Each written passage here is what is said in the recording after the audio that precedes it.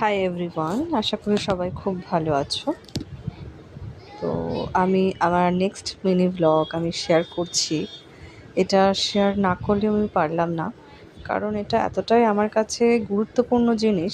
সেটা আমি তো ভীষণ খুশি, এবং আমি চাইছিলাম যে আপনাদের কাছেও সেটা একবার তুলে ধরতে। তো তার জন্যই আর কি দেখাচ্ছি। ওরা আমার জন্য গিফট রেখেছে, আমি টিউশন পড়াতে গেছি।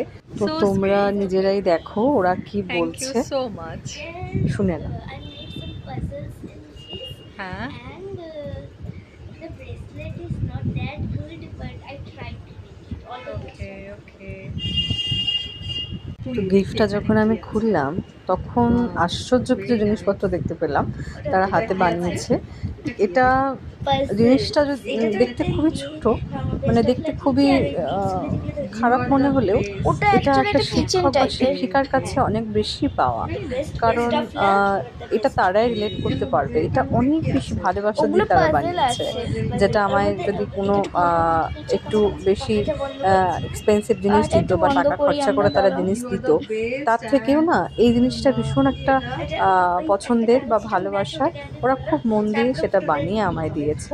এখান থেকে অনেক কিছুই আমি মানে পেয়েছি, কিছু পাজেল, তারপর কিছু রিসলেট, এরম কিছু ওরা বানিয়ে আমাকে দিয়েছে। তো আমি ভীষণই খুশি। আমি কি বলবো, আমি কি বলে প্রকাশ করবো আমি সেটাই বুঝতে পারছি না, কারণ এই খুশির কখনো ভাগ দেওয়া যায় না।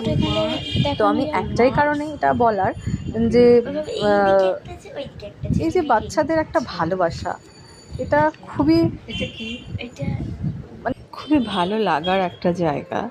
তো আমি যদি কোনো কারণে না আসি পড়াতে বা আসতে পারলাম না, আমার মনটা খুবই খারাপ লাগে।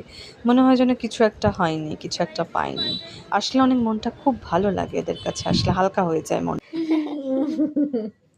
The best ma'am. The best ma'am ever.